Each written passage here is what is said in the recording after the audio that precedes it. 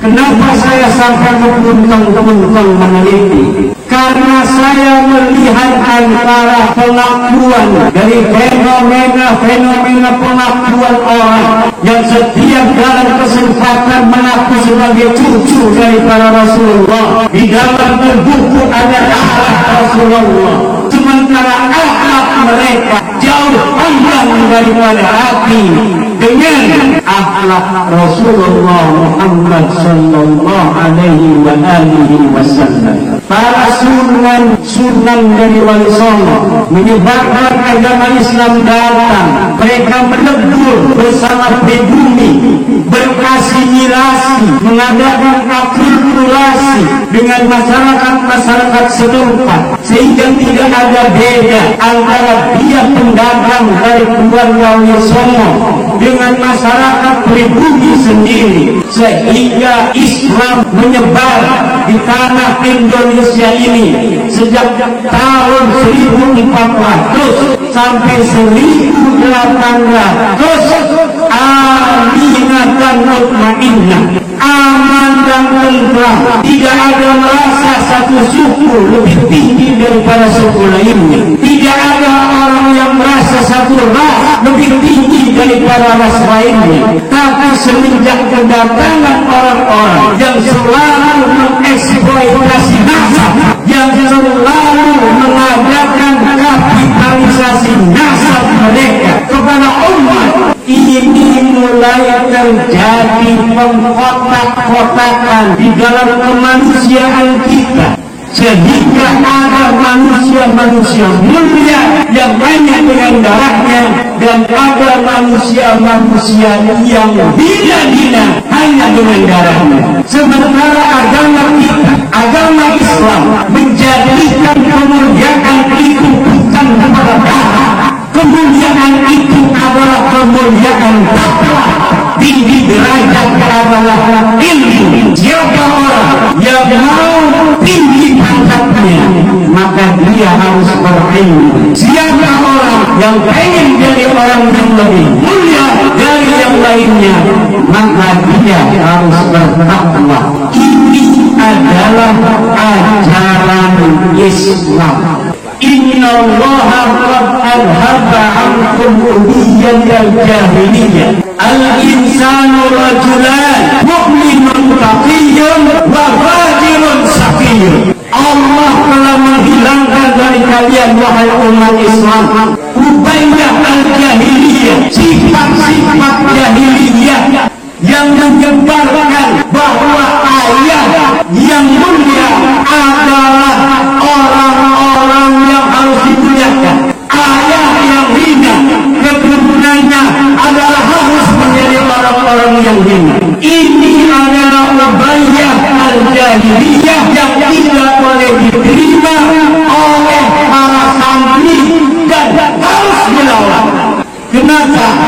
Selain bertentangan dengan agama Islam, juga bertentangan dengan sila-sila Pancasila, terutama sila kedua, kemanusiaan yang adil dan beradab. Kemanusiaan yang adil dan beradab itu apa artinya?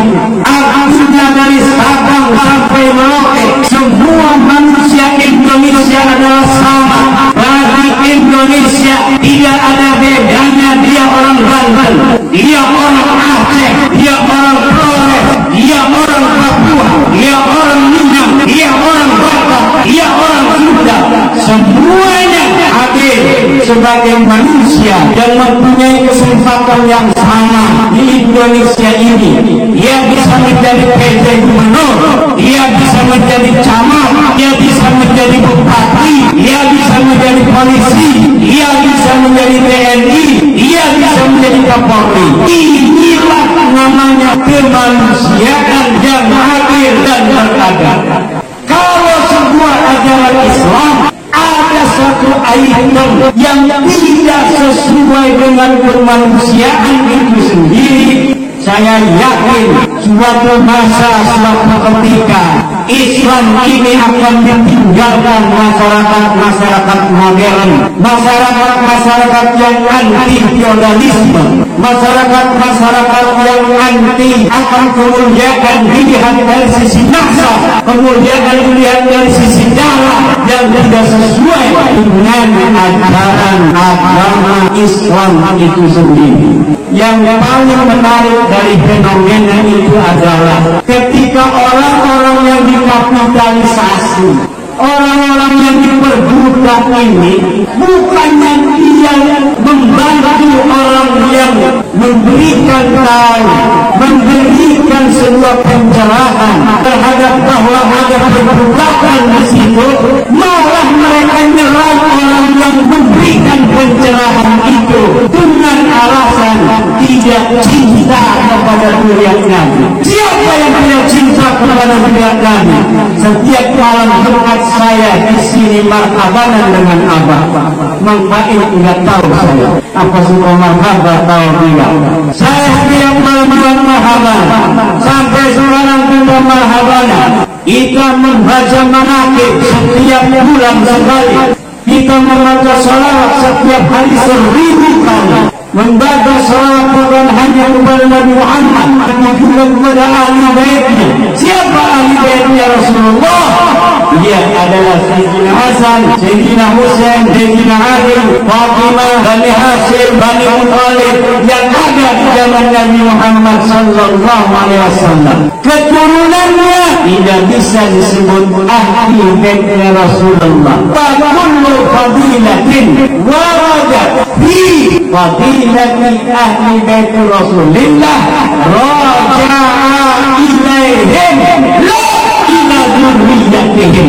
Setiap ada hadis tentang fadilah ahli bait itu kembali kepada mereka ahli bait Rasulullah yang ada pada zamannya. Tidak ada satu dalil pun yang menyatakan bahwa hadis-hadis itu untuk keturunannya yang ada hari ini. Dan saya siap berdebat live seluruh dunia dengan siapa saja untuk mempertanggungjawabkan kalimat saya bahwa tidak ada satu dalil hadis pun yang mewajibkan manusia untuk menghormati, mencintai keturunan Rasulullah. Tidak ada. Yang ada adalah wajib kita memuliakan ulama. Hadisnya banyak, ribuan hadis. Aqimul ulama fa innahu indallahi ulama. Ada enggak aqimul dzurriyyah fa innahu indallahi ulama? Tidak ada. Kalau ada yang menemukan hadis semacam itu untuk memuliakan dunia, silahkan panggil saya dan kita takrif itu hadis.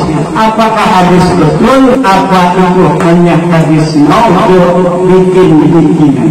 Apa saja yang akan mereka ceramahkan dari fadilah-fadilah mereka yang mengaku cucu Nabi adalah hadis-hadis palsu atau hadis sahih yang maknanya dirampas oleh mereka dari ahli bait untuk diberikan kepada mereka sendiri. Saya berani berdebat dengan siapapun 3 hari 3 malam untuk mempertahankan tesis ini. Pertama, tesis tentang keterputusan mereka sebagai dunia Nabi. Yang kedua, tentang kemuliaan ilmu banding kemuliaan darah dan nasab yang tidak diajarkan menurut ajaran Islam daripada Al-Quran dan Rasulullah Muhammad SAW dalam sunnah-sunnah.